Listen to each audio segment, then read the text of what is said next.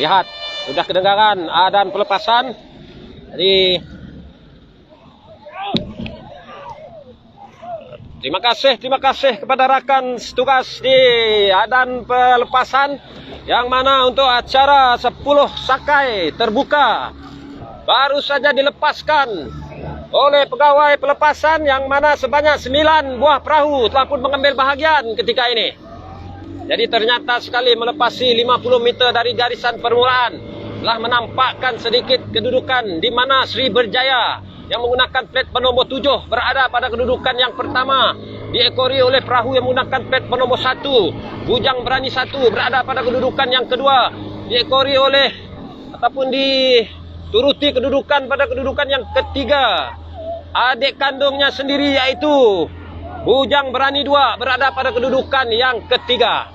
Jadi manakala di kedudukan yang keempat perahu yang menggunakan plat bernombor 10 ataupun yang menggunakan plat bernombor 18, GP Raja Burung Langganas 1 berada pada kedudukan yang keempat. Tapi sekarang ini kedudukan 3 dan keempat saling silih berganti di antara dua buah perahu ini, yaitu Bujang Berani 2 di kedudukan yang keempat berjaya dipintas tadi oleh perahu Raja Burung Langganas berada pada kedudukan yang ketiga. Jadi masih lagi kekal dengan momentum kayuhan yang agak sentimental ketika ini. Pengkayuh-pengkayuh dari Sri Berjaya ini berada di kedudukan yang pertama, diekori oleh perahu Bujang Berani 1 berada pada kedudukan yang kedua. Manakala mengambil tumpuan perahu yang menggunakan plat bernombor 10 ketika ini, yaitu perahu Barakuda, seakan-akan berjaya mengimbangi kedudukan Raja Burung Langganas berada pada kedudukan yang ketiga.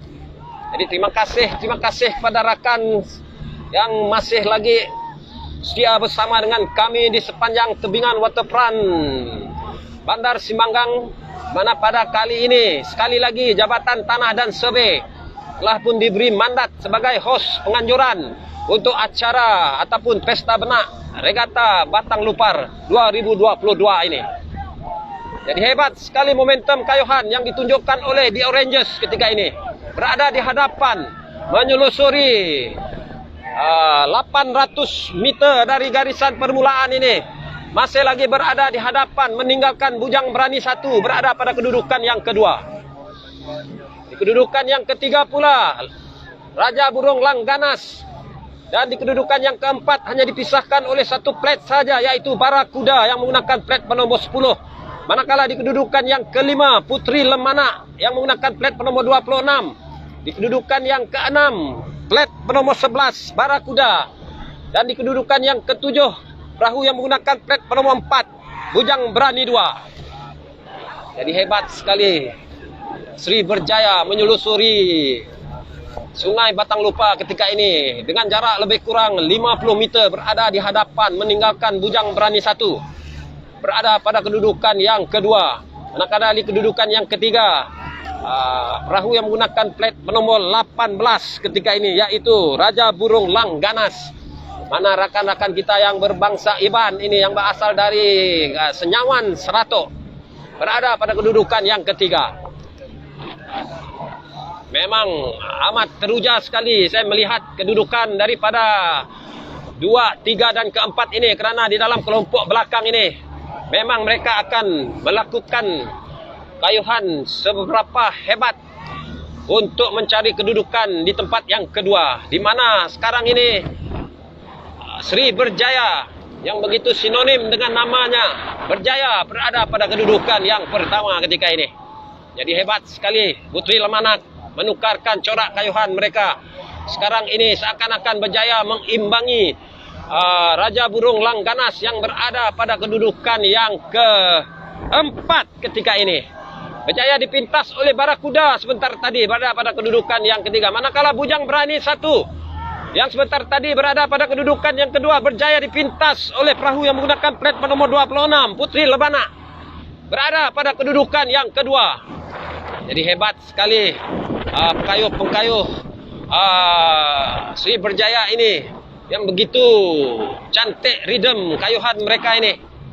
menyelusuri lebih kurang 500 meter ke Tanjung yang saya sering kali katakan Tanjung Maut, yang sering kali mendatangkan masalah kepada pengemudi-pengemudi sekiranya tidak memberi kerjasama untuk meneruskan kayuhan.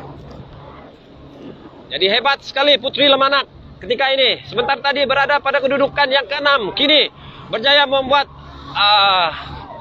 comeback pada kedudukan yang kedua, meninggalkan Barakuda yang menggunakan plat nomor 11 di kedudukan yang ketiga. Manakala di kedudukan yang keempat, perahu yang menggunakan plat nomor 18, Raja Burung Langganas berada pada kedudukan yang ketiga. Tetapi berjaya dipintas oleh Raja ataupun Bujang Berani 1 yang berada pada kedudukan yang keempat ketika ini.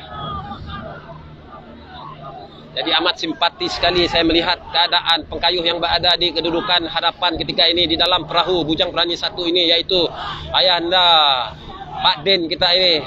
Kerana di atas faktor usianya, beliau sanggup turun ke sungai untuk sama-sama meneruskan pengkayuhan bertenaga untuk mencari kedudukan yang terbaik.